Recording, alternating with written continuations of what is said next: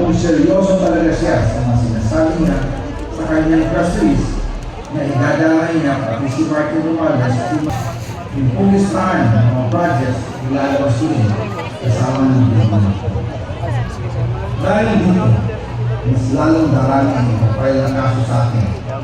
Ginagamit ng administrasyon ang buong resources ng bansa para tumulong ito. Para masira ang aking kredibilidad. Marami din ang banta sa buhay ko. So, yung sinasabi nilang halaga sa ICI ay 1 billion. Hindi po totoo yan. Ang totoong numero ay 56 million pesos.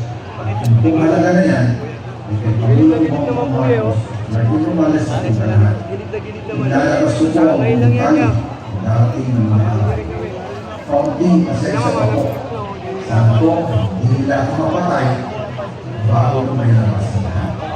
Sa inyong lahat, sa Pilipinas, lalo na sa aking pamilya, taos-puso akong humihingi ng paumanhin.